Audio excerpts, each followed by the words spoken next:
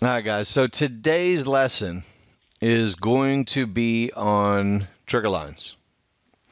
And what we're going to do is we're going to take a look at a couple of simple concepts here. And, there's two real key concepts that we're going to be looking at. Right? The first concept is if our trigger lines break through a Fibonacci area,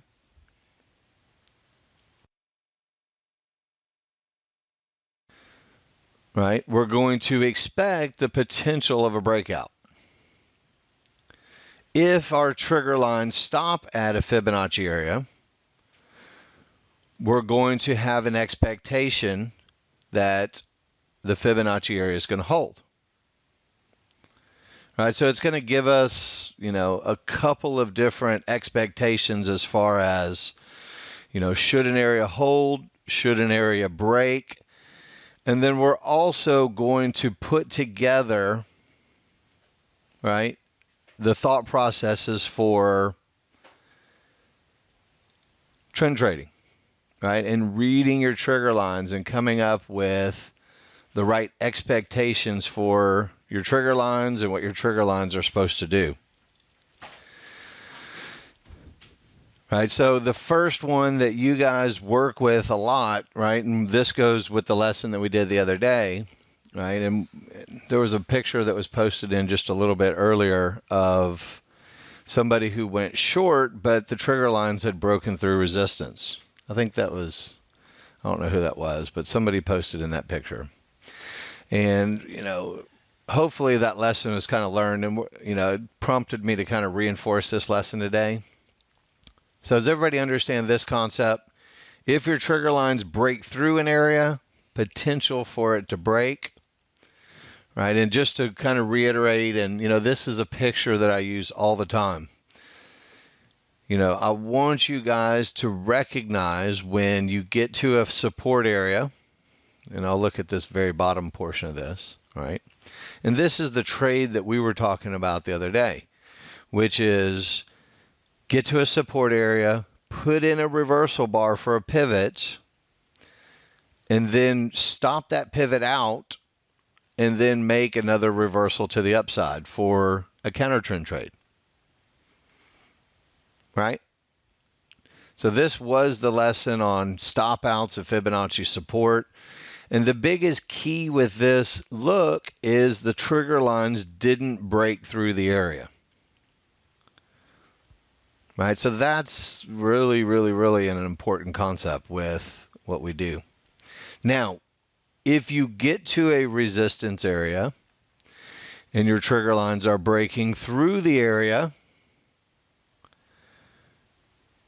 you have to wait. You have to say, wait a minute, let me have the market prove itself by either breaking out and turning resistance into support, or the trigger lines rolling and getting back on the correct side for resistance to use it as a short.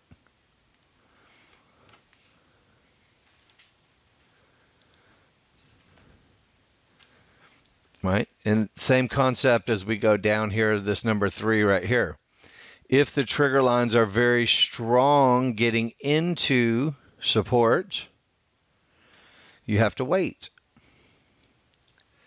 And then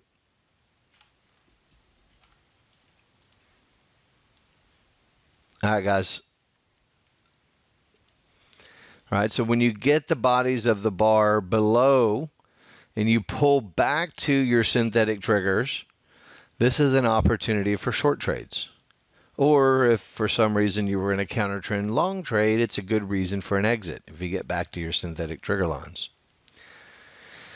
The same way as it progresses, right? And I think one of the biggest shortcomings of new users of our software is that they get into a trade and they get jumpy. And we're going to go through some trigger line techniques that are going to allow you to stay in a trade longer and make more money, or at least have the opportunity to make more money. Never a guarantee, but it's all about probabilities.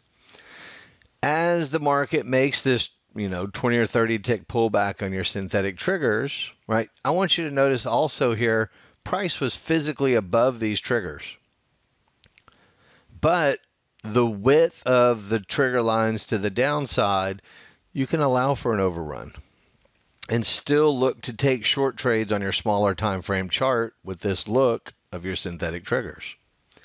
And you'll see this happen a lot. We're going to go look at a bunch of examples with all of our trigger lines together. As the market trades down, physically look at the body of the bar. Totally below, totally inside, body of the bar totally above the triggers. They pinch and roll, and the market goes up. Bodies of the bar above, bodies of the bars inside, total body of the bar below the triggers, market goes down. And this process gets repeated over and over and over where, eventually as the bodies of the bar violate the trigger lines, the market goes up or down.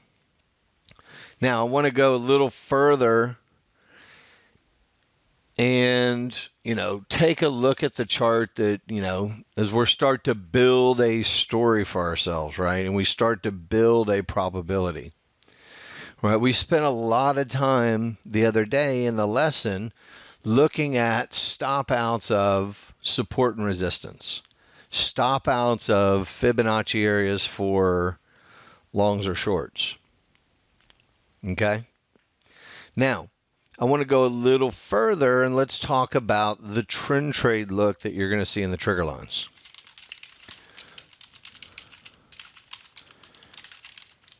And I want you to be able to look at your trigger lines and to be able to go, all right, I have high probabilities of taking trades, whether it's long or short or anything else. Okay, so forget all about stop outs at multiple time frame support and resistance and doing counter trend trades. Okay, we are now going to focus in on the best trend trade looks. All right, everybody with me? Now, we already have defined in the website and on videos and in pictures, and we talk about it every day. Right? But here's where I want you guys to understand, when you can start thinking about going the other way. All right? Let me just scroll these trigger lines back a few days here, and we'll just go through, just kind of randomly pull it back to a midnight here. All right, there was one. Okay. Now, I want you not to forget what we just talked about as well.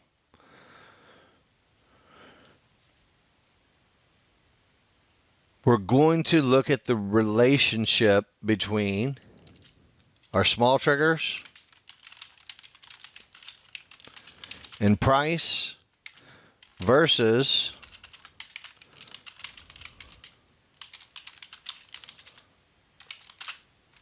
all the synthetic triggers.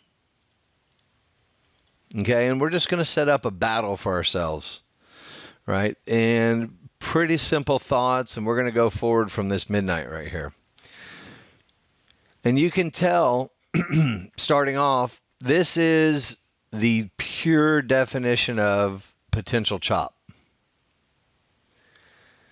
When your small triggers and price are between both of your synthetic triggers. I want you to think about the trades that we were doing the other day. Right? What were we doing? We were waiting for stop outs of support and resistance. Right? I'm going to draw a hypothetical resistance in here for you. I guess I can make that red. Probably feel better about it. That's not working out as I intended. All right, let's make this red. If your small triggers and price are between both of your synthetic triggers, we have the potential for chop.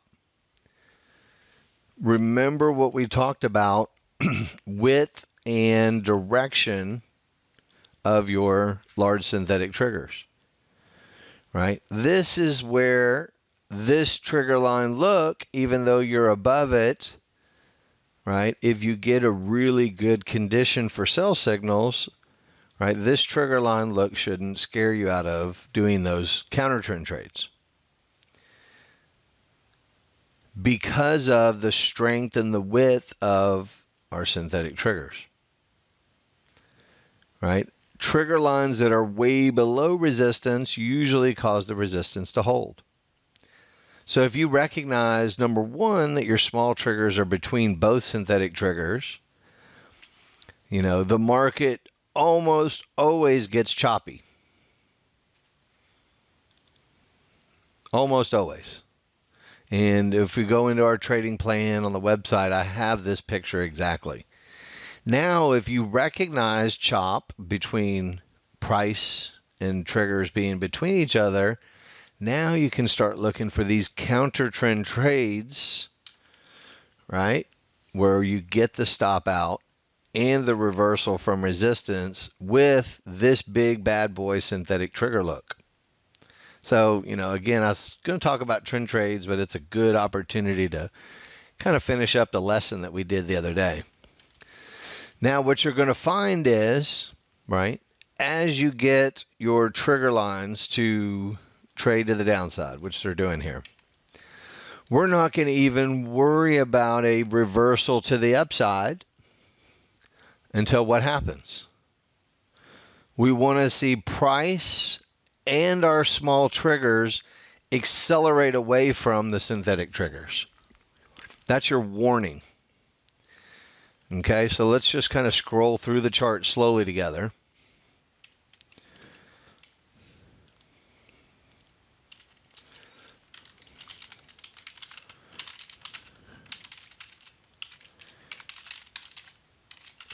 Remember that we talked about when the bodies of the bars totally get above all of your synthetic triggers. So this is the warning that the trend may reverse.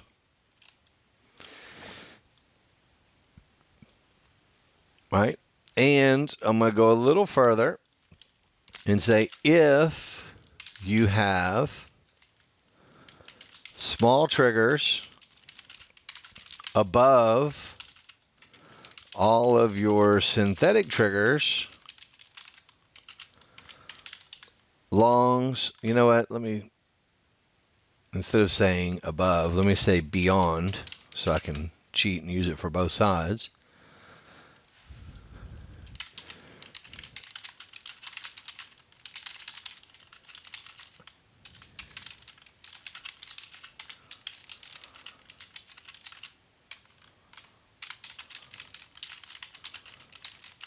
All right.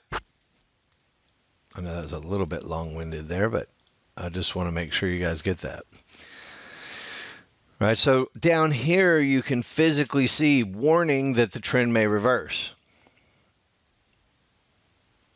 And you can also see that the triggers have, synthetic triggers have crossed over. If you have some reason, right, supports, mid-bands, Fibonacci resistance that became support, this is the spot where you're looking for a long trade. Right now, if there's no reasons, you know, support or resistance or anything like that, obviously you can't really use that, right? But if there is a reason there, support or resistance wise, here I'm going to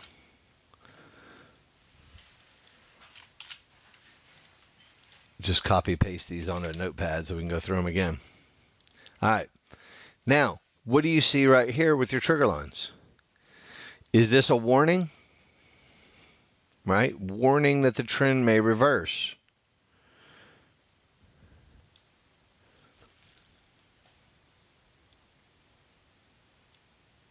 Right? And again, there's always the thought process of, Was there a reason for us to go short here? Was there a fib? If there was no fib or no reasons, we're probably not going to go short here.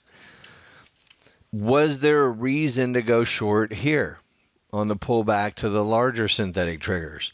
If there was a reason, Fibonacci resistance or, whatever the case, right, we would take a short trade here or try to get in as close to this pullback to the synthetic triggers as possible. So you're always scanning. Is there a reason here? Is there a reason here? If there is, we're looking for a trade. Right? And again, we talked about this. If we have all of our triggers beyond all of the or price and small triggers beyond all of our synthetic triggers, right? Those trend trades are easier. Doesn't mean you can't do a trade if it overruns, but if you overrun to get to your area for a sell, you must get back through the other synthetic triggers. If you fail to do so, you're going to end up with a reversal. So if you're trading on the wrong side of your synthetic triggers, and you'll hear me talk about this a lot in the room, I'm going to say this is a trouble spot. Right? Why do I say synthetic triggers that cross against me that we're trading short into would be a trouble spot? Now you know why, right? So, it's not that you can't take a trade at this green box. If there was 39.58 resistance and you went short there, that's fine. Right? And your stop would go above it, and if it failed, you're going to lose a couple ticks. If there's no reasons there, then there might not be a short. But you're going to see this process over and over, right? If there was a reason here for a long trade, you would take a long trade, not over here. I don't want you taking a long trade up here at the top, right? I want you to be comfortable that, hey, the trend could reverse. My trigger lines have crossed over. Getting in at this green box, right, gives you basically a limited amount of risk. Because if you get below all your synthetic triggers, probably not going to be good again.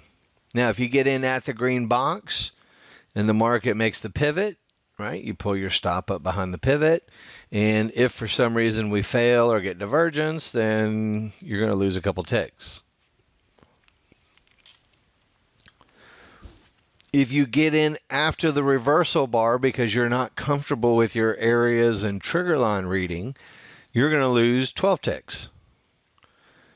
If you get in at the green box and it loses, you lose 3 or 4 ticks, 2 ticks, 1 tick. So how can you really be confident that you're getting in at the best spot? Right? You have to have Fibonacci support and resistance, and you have to have limited risk, and you have to have everything going your way if you're doing trend trades with the synthetic triggers and your fibs. Did anybody get short on the live market?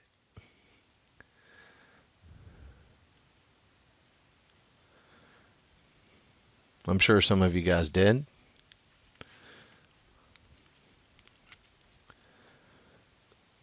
Dono, Otto, you did. Okay. Let's look at it in just the live market. And you guys hear me talk about this all the time. We break through support. You pull back to basically a very stacked area of resistance. Right? If you got in at 85 and you put your stop above the pivot, you were risking maybe 6 ticks after the pivot.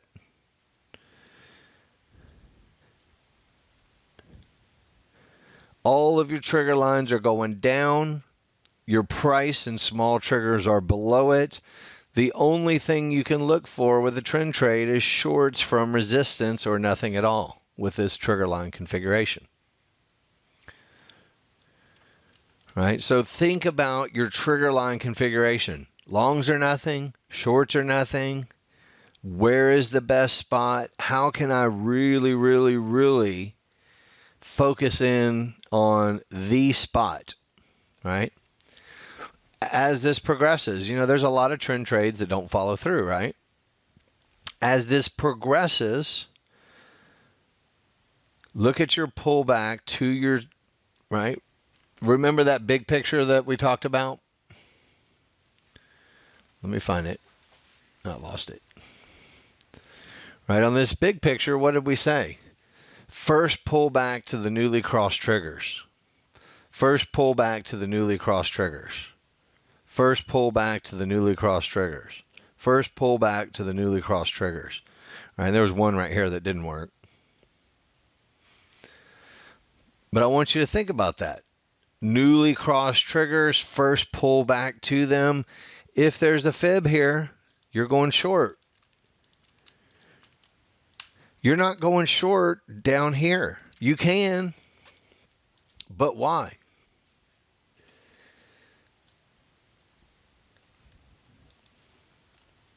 Do you understand? It's a passion to get in at the best spot possible. Could you get run over? Could the market break out back above the trigger line? Sure. But going in with this weapon, the first pullback to newly crossed trigger lines, especially when they're widening out, this is a good opportunity for a short trade at that spot. It's not as good where I drew this circle in. Just like it was a good opportunity if there was a support line here for the market to run up, not where this white circle is. The difference is $120. And just because you wait for a reversal bar, listen to what I'm saying. Just because you wait for a reversal bar is not a guarantee that the market's going to keep going.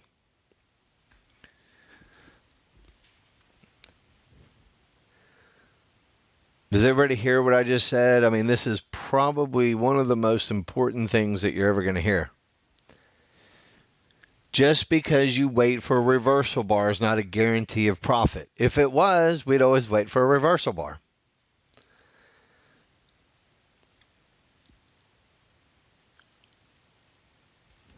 Right? The only way to minimize your risk, the absolute most you possibly can, is to get in at the spot that's supposed to hold. Will you get run over? 100% of the time. I'm going to say 50% of the time. I want you to think about something, right? And this is something that, I do in a seminar. I haven't done a seminar in a long time, but for those of you guys that are interested, I haven't finalized the paperwork on it yet, but I intend on doing a weekend seminar so we can really, really, really do some hands-on and some really, probably 2 months worth of education in 2 days. I intend on doing one June 11th weekend. So if you guys are interested, I'll have more details on that coming up. But, I've probably had 20 people ask me for a seminar in the last month so we can really sit down and we can really, really work on this stuff. So anyway, I didn't mean to interject there, but if you're interested in that thought process, I'll have more details probably by the end of the week. Back to what I'm talking about. Getting in at the spot is the best thing that you can do. Recognizing that the trend is changing is also equally important. Right? So look at this chart right here. Where is the best spot for our trend trade to come from? As I draw these boxes in, no, this is physical, Tony, in the flesh. As I draw these boxes in when we run the chat room and I say, hey, somewhere around 52, to 55, somewhere in here we're looking for a long trade, right? This is not a guess when I draw these boxes in. That's where support comes in, and right, sometimes they don't pull back. But you need to be able to read trigger lines, super strong move, break above. Where is my spot for going long? Sometimes you get them, sometimes you don't, right?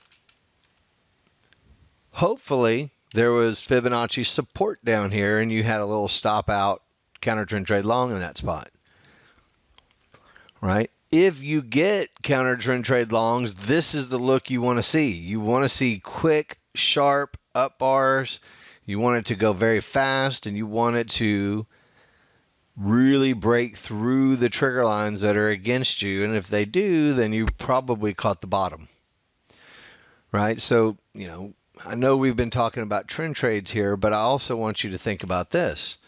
If you got long on one of those, edge trades at Fibonacci support after a stop out, right? And you're wondering, man, how far is it going to go? And then all of a sudden you see this, the warning that the trend is really reversing. That's confirmation that you got it right.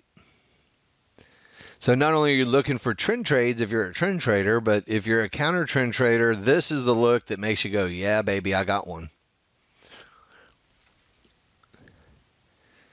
It's all in the reading of your trigger lines. Now you got to have areas, right? So we want to have a combination of three things to make really good trades. We want to have support or resistance that we anticipate to hold, right? We want to have enough room to our target, and we want to have very low risk with a very good entry. And if you can put those three things together over and over and over, right? You guys have already seen the fib areas in the software. You already know that the Fibonacci areas give you an advantage. So the idea behind what we do is squeezing and milking that advantage and being comfortable with the fact that I can get in even though the market's going down, or I can get in even though going short even though the market's going up.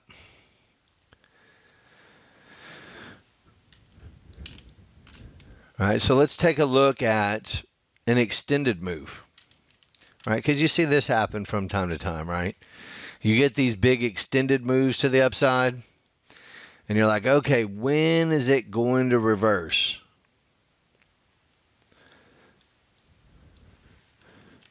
Right, and you can start to see this is the first warning, but none of your synthetic triggers even rolled over yet, but this is the warning.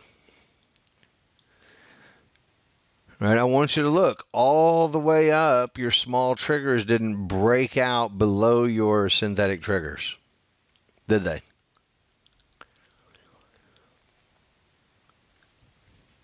This is also the look. If your small triggers don't break below your synthetic triggers, I'm going to give you a hypothetical. Okay, let's say you were long from way down there. And you're thinking, man, should I get out? Should I get out? And let's just say your Fibonacci resistance is up here. As long as your small triggers don't break below your synthetic triggers, be patient. This is the look. There's two looks that you want to see, but as long as they don't break out below, you keep trailing your stops until you get to your target. Once they break out down below and they push back up again, this is where we get the warning that the trend may reverse. Right? This is also the spot where if we have resistance, we do our counter trend trades. I want to go through the picture that I gave you guys the other day.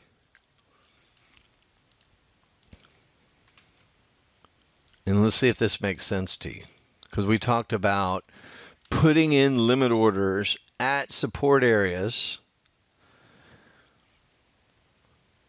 Right, so just go back and think about this picture. I've used this picture 10 times in the last 10 days.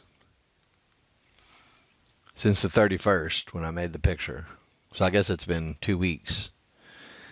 See this move? See how I say you want to see this first, the move up. You see the trigger lines coming up there? That's your warning.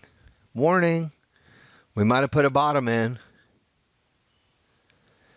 And then we talked about stopping out the lows of that and actually doing counter trend trades from the edges. But again, there's two real good factors in play here. Number one, your synthetic triggers didn't break the bottom of your support. Number two, you had the warning. Right? A lot of people will try to go long before the warning, and they just jump in when the market's going down, and they end up getting run over. Does everybody see this look?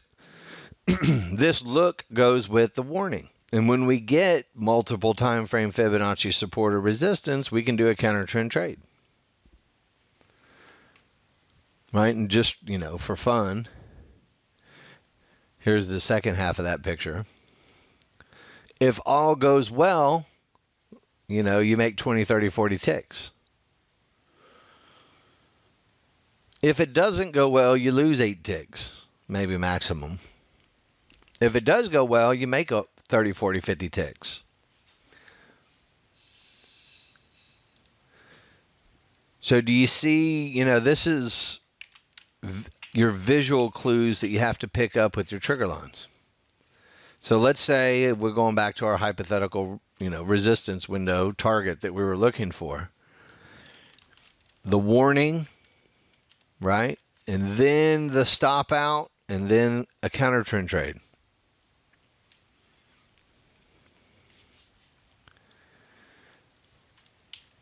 And not every counter trend trade is worth, $1,000.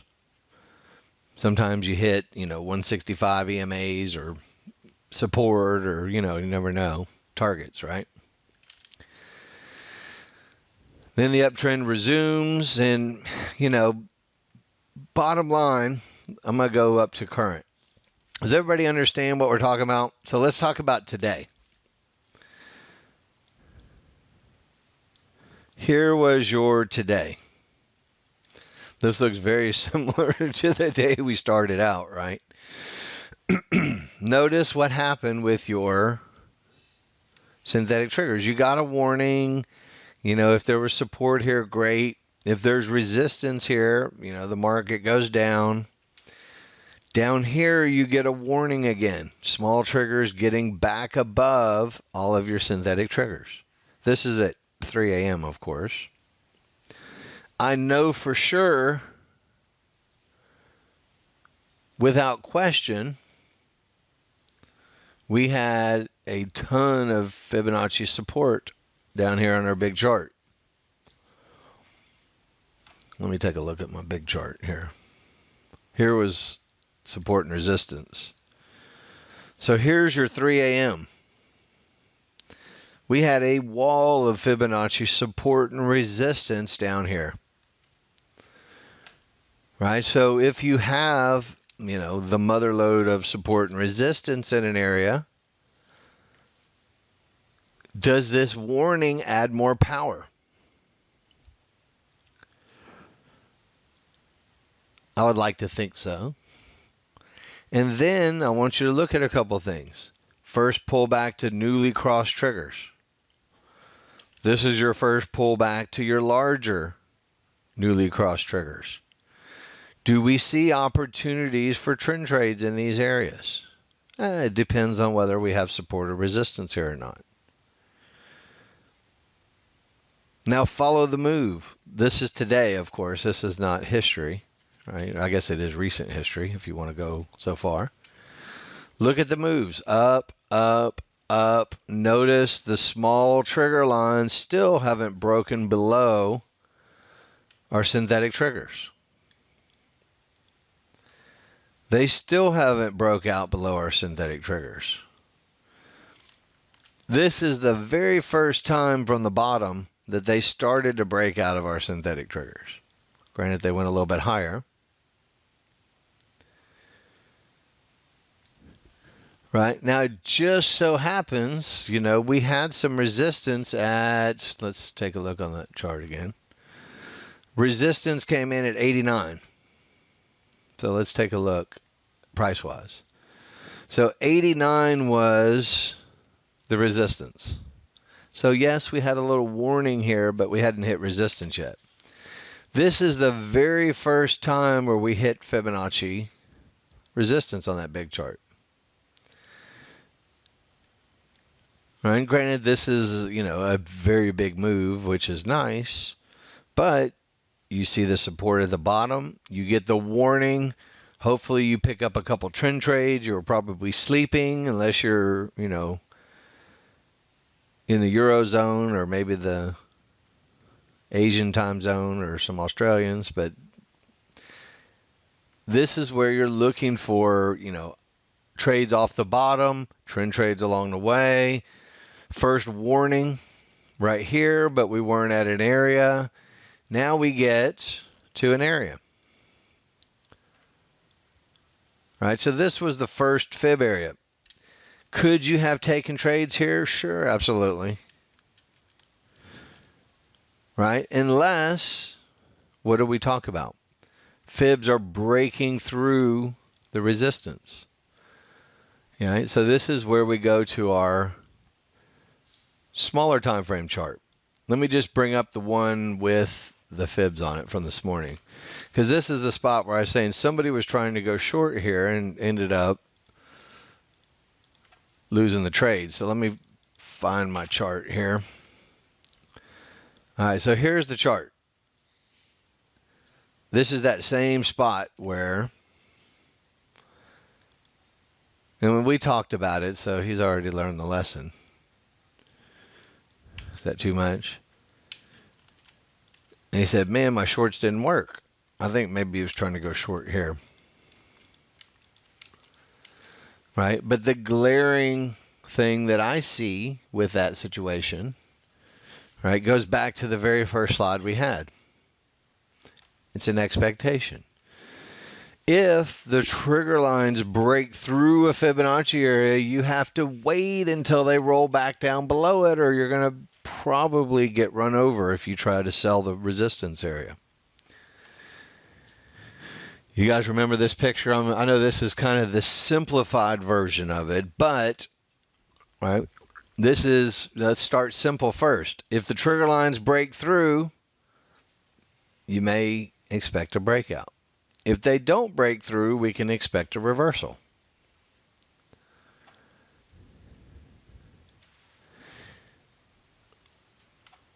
Right? So when we look at the live, this was with the fibs on there. Here's your fib.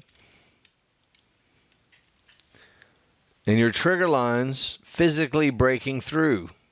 Yes, you had the warning, right? And if you went short at resistance, right, you had a little bit of a bump down. If you were looking for a double top, thinking, all right, we're going to go short, coming back up here, this is anticipated to break eventually. Remember the other picture, the one that I've used for about 2 years now? This is the look up here. It's the same thing over and over and over. Sometimes it lines up perfectly so you can take a trade, and sometimes it doesn't. If they break through, they might keep going. Remember this picture? If they get back down below, then we can use that area. So when you see them break through and you're like, I'm going short anyway, and you end up losing money, right? It's impatience. You have to wait for the market to kind of marinate and either work it out and break out, or have your trigger lines be more favorable for the Fibonacci area.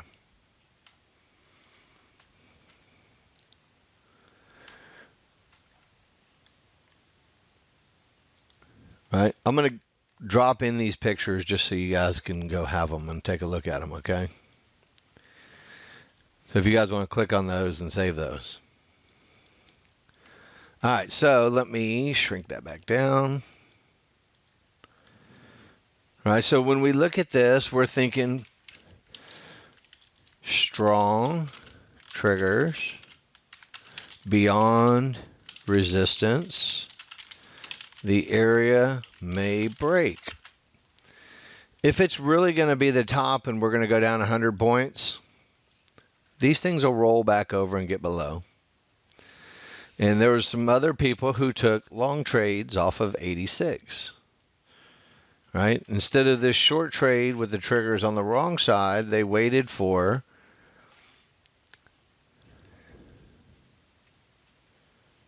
let me see. I'm going to go back and take a look at the picture because it's nice to see, lessons are good, but it's always nice to see people actually taking the lessons, right? So, Ken, this was one that you did. It was a little aggressive. You got away with that one. I'm just trying to find who did that trade. DA, I'm just reviewing your charts from this morning. So you went short at 86. Do you see, when I go, all right, DA, look at what the triggers were doing. Does that make more sense now after this lesson? And I go, DA, yeah, those triggers were kind of on the wrong side and pretty strong to the upside. Does that lesson now make more sense when you see it? I know the short trade made sense to you when you were looking at it, but when I review your charts, and this is why in this hot calm room, if you sit there like a lump on a log and you don't put any trades on and you don't post any pictures and you end up failing, it's not because of us. It's because you're not participating. You're going to make these mistakes, guys. Notice making the mistake on simulator. When we say don't trade real money while you're learning to read and learning to use the software, there's no reason to do that. There's no reason to put money at risk because you're going to make these mistakes. However, you're never, ever going to get past making them again and again and again and again if you don't post your pictures in the room and say, John, I was thinking this, but this happened. Was my read of the software correct? I want you to understand NextGen's job, right? My job is to do two things, and two things only. Number one, make pretty lines on the chart that give you an advantage, right? Check. I've already done that. My job is to teach you how to read your charts. So you know when you have an advantage or you know when you don't have an advantage. I want you to understand this because I had a little conversation with somebody the other day and they said it's my responsibility for them to trade successfully. And obviously that conversation didn't go real well because I don't sell your trading success. I sell an indicator package and I also, give you the education with it and I teach you how to read it. Your responsibility as a trader is to say which one of these looks at Fibonacci support or resistance am I going to trade and am I going to commit my money to, and to work on being consistent with that. So I don't want anybody to be confused and think it's my responsibility for your trading. Your trading is your responsibility. My responsibility is make pretty lines on the chart and teach you how to read them. The other part of it, and the other part of your responsibility is to do what DA did here, and I appreciate you for doing that, DA. Post in your charts. Show me what you're doing. Right, wrong, or indifferent.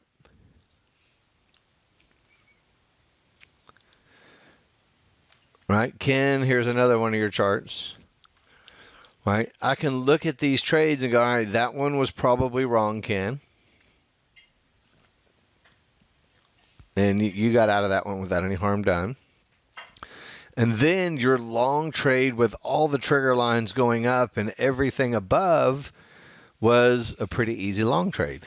Maybe you should have got out at resistance and not given up $120 of your profit. Right? And then you have two resistances and one support and you go long.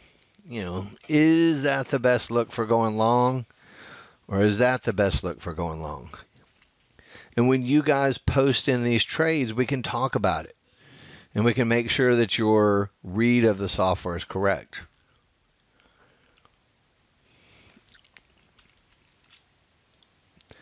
Market may be going down just based on trigger lines.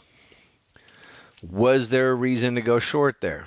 Granted, I was long from 81, so there was a reason to get out, right? And you guys remember, there was Fibonacci resistance right here. Is this the trigger line look, right? Forget about just even having the fibs on your chart. Is this the trigger line look that makes you think we're going to go down still?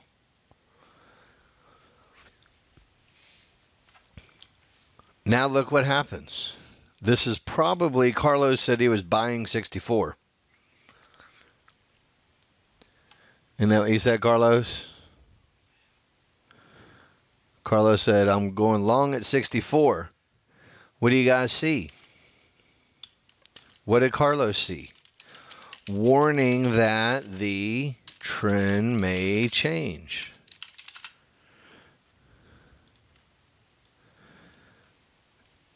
Carlos said he was buying 64. How's that working out, Carlos? I already know how it's working out. We can see it. Great. Okay, good. But do you see the warning that the trend may change? If we had support here, let me pull up my chart. Let's see what we had. So this is now the live chart. We have support, right? And this goes back to, obviously here was your Fibonacci resistance areas for potential shorts, but here's your warning. Yes, it was into resistance, so it caused the market to go down. Here was the trade that we talked about all day yesterday. Stopping out a support area and making a reversal to the upside. All right, you got out at 88, okay? Nice trade. You guys remember the trades from yesterday, the lessons from yesterday? Stopping out of Fibonacci support. Granted, the trigger lines weren't really as advantageous for this one, so a little bit more aggressive in my opinion, but it worked anyway. Now, when we watch the live market and we're kind of back to it, what do you see? Well, we're going to see if we can get all these trigger lines to break out to the upside. All right, we've got a little bit of a fib kind of resistance here and support here. What I would say in the live room is this. If we stay above 79, we're probably going to keep going up.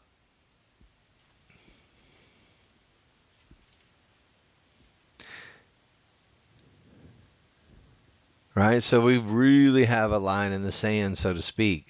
Because if our price and triggers get below and in between these two triggers, it could be a mess. So you're not always going to have a trade. I see some people, say, all right, I'm trading now, I'm trading now, I'm trading now. There's not always a trade. Our job is to go back on the charts and say, this was the other pivot stop out at support for a little bounce to the upside. Our job is to look at the chart and go, where do the indicators, right? And when we say indicators, we're talking trigger lines and fib areas. Where do these things come together to give us low risk, high reward opportunities? And that's all we're looking for. Right now we talk specifics about trend trades or breakout trades or counter trend trades at support after a stop out. Right, but it all really is one thing. Trading what your indicators say. What do the indicators say? Where is that spot with the least amount of risk and the most amount of reward potential? And how can I do that over and over and over and over and over again? And if it's not clear to you and you say, hey, I'm not really sure where that best spot is, don't do anything. Right? If your trade is not obvious, then it's probably not a super high probability trade. And again, I really, really, really want to stress the point of you guys, when you take trades, especially when you're new. If you've had software for 9 years, it's nice to see guys that have had software a long time, 14 years, right? I want to see the trades that you guys do. But, the ones of you that are new that aren't yet really making money, who are on demo of the software, if you don't show me what you're thinking, then I can't correct it if it's wrong. Right? I shouldn't have to beg an adult to participate in his own education. Right? This is something that you should want to do. I want to make $2,000 a day. I want to make $1,000 a day. For some people with larger accounts, I want to make $20,000 a day. The amount of money that you make is just a function of how many contracts you trade. And you can't trade that first contract, and you can't make any real money until you really have two things. Number one, confidence. Right? And I want to go to the website real quick. And this is why in this trading plan on here,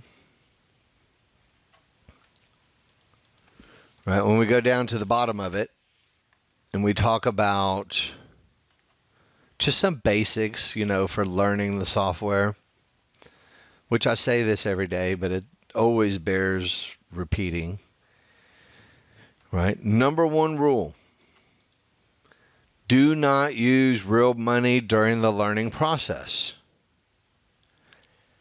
How do you know if you're through the learning process?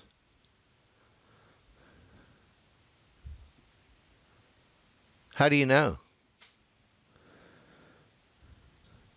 Well, you can consistently and confidently make the trades, place your stops, move your targets, and manage your trades. Right? Here's how you do that. Right? Obviously, we've got a lot of videos and a lot of educational material and a lot of things, right? There's basically two types of trades you can do. You can do trades with the trend, or you can do trades against the trend, if you want to really break it down into a very, very simple format.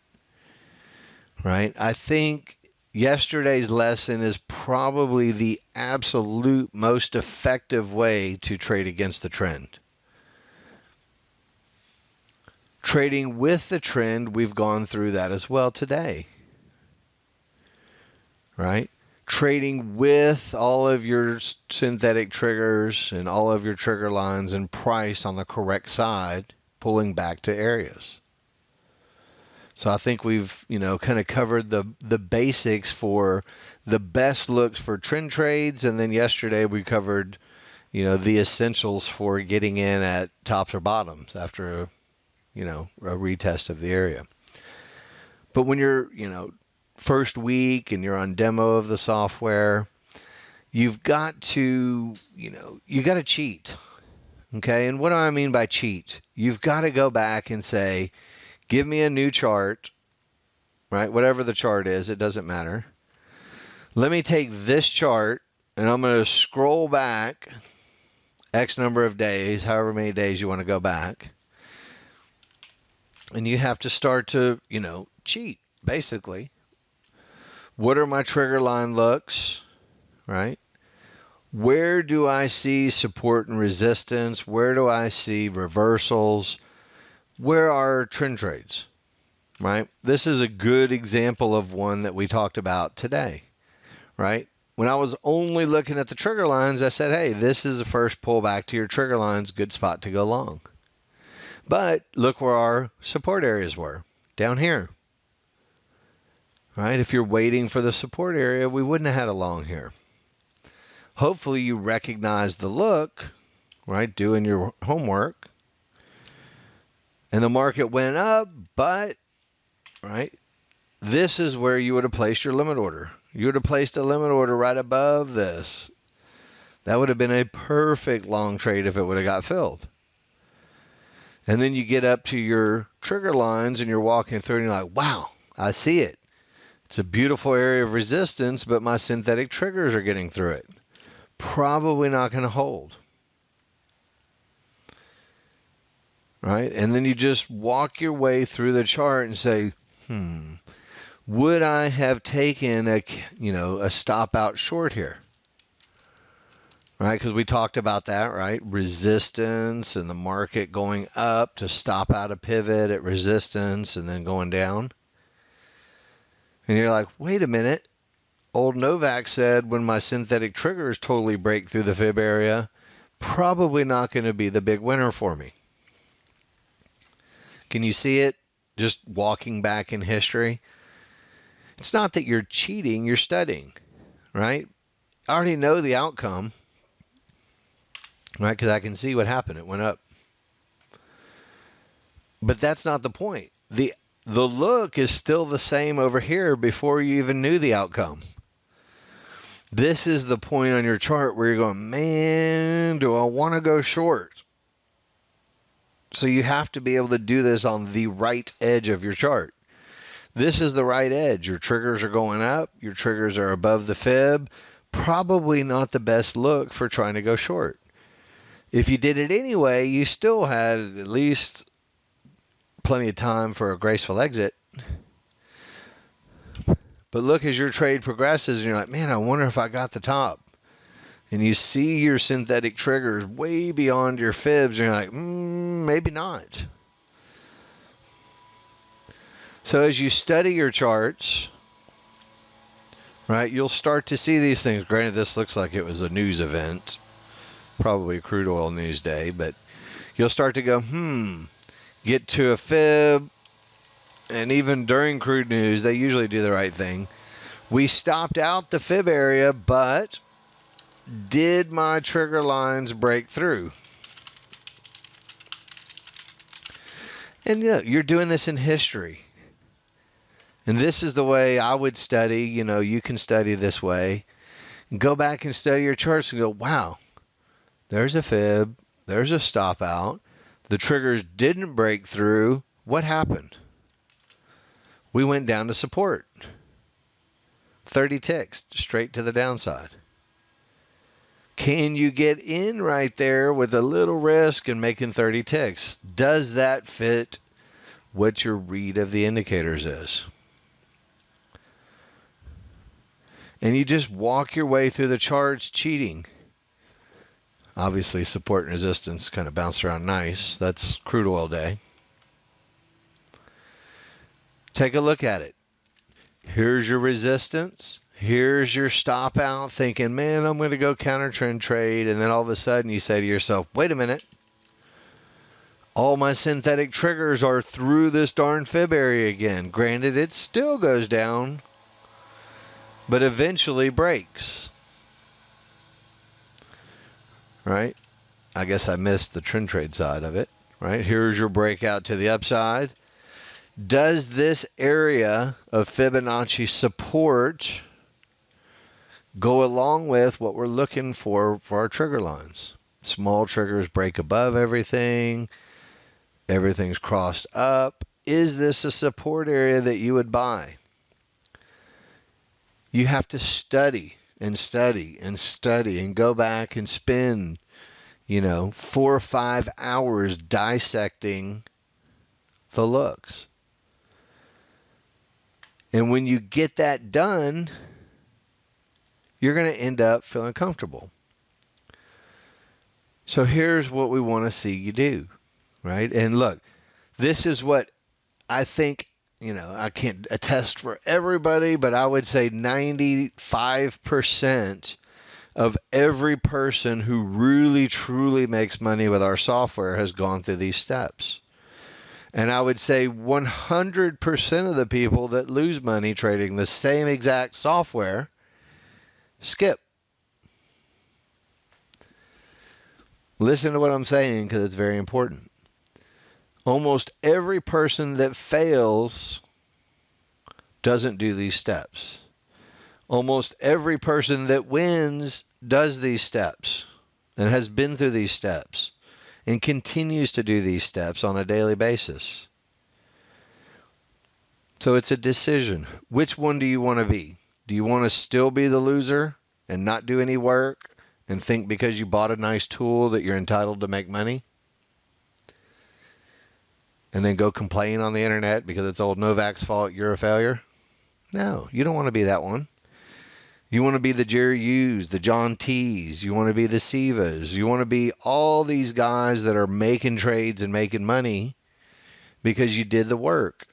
And it's not that I'm trying to make you work. I'm trying to make you confident in your read of the software. So go back, mark up your charts.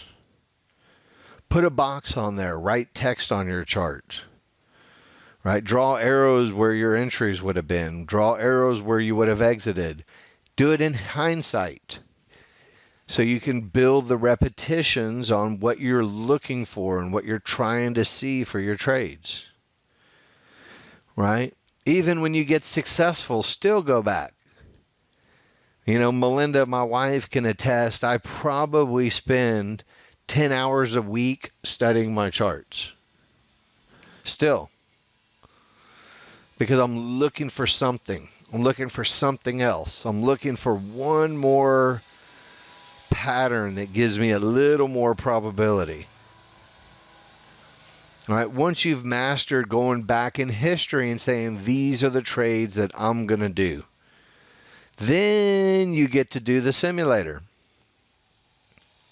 And even if you do the simulator and you're not 100% comfortable with the trade you're going to do yet, we still get a lot of fuel for education in the room. You have to push the button if you're going to make money, right? If you're just crazy pushing the button, doing crazy things, then we'll recognize that right away. So will you. You know, you'll be down 20 grand. So the marking of your charts and studying history is helping you build your plan. Then simulate it. Post your charts in, participate in the room, get the feedback from the people that know what they're talking about and reading the software, and you're going to get better and better and better. And typically, and I put this in as kind of a general guideline, you know, once you've done a couple hundred simulated trades and you're making money consistently, most of you guys are going to be, and gals are going to be ready to start trading real money. It's all laid out for you.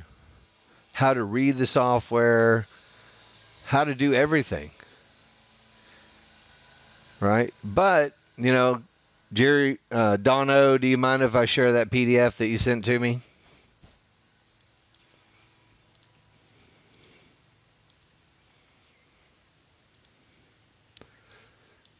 I think it's a real good example. All right, so here it is. I'm going to show you what it is. This is Dono's PDF that he wrote for himself. I think it's it's a condensed version of everything that's good, right? The first thing he says for his, successful trading career is he takes complete responsibility. I'm the only person who decides when, where, and how I enter or exit. If you want to be a trader and you want to be independent, this is of the utmost importance, right? Have a system that suits you. NinjaTrader, Next Gen, obviously I'm a little biased on that one, right? Attend the room, participate in the room. Bottom line, learn to read your charts as well as you possibly can. Have your trading plan.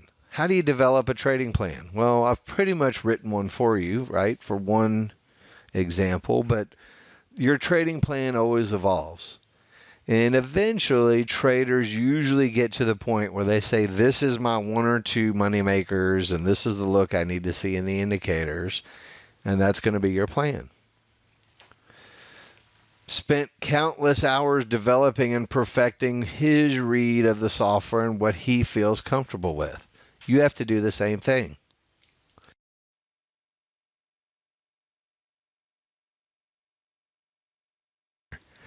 Know your trade setups, only take those setups.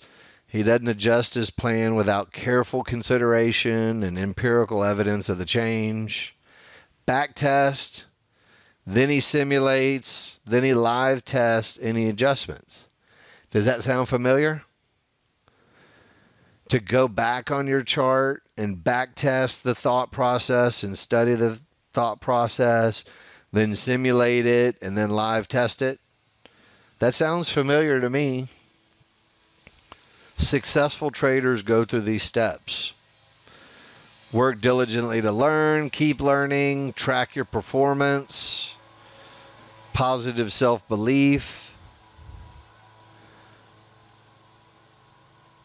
All right, so I'll put a link to that PDF in there. It's not mine, it's Don O's. You guys can thank him for it. All right, you guys see Don O making 20, 30, 40 ticks, 50 ticks, 100 ticks in a day. It's not by mistake. Success is not a mistake. It's not an accident. It's something that you have to consciously work through and consciously participate in.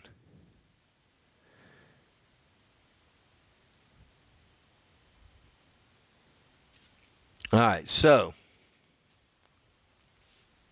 Right, okay, Don. Questions before I'm done with, we've gone through a lot here, right? Reading the trigger lines and reading your Fibonacci areas is vitally important. That's the lesson. And what look are you going to need to see to be comfortable enough to put your money at risk? And go back and study that look. Spend your time going through the charts and saying, that's the look. That's where I'm going to get out. This is where I would get in. This is where I would get out. And then when you trade, post your charts in the room so I can see what you're up to. Right? We've got 3 hours a day where you get the help.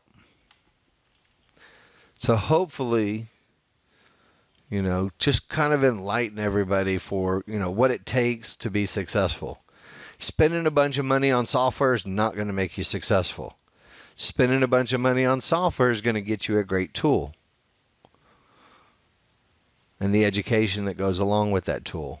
But there's still a little work to be done. So I just want to make sure everybody has the tools and resources they need to be successful.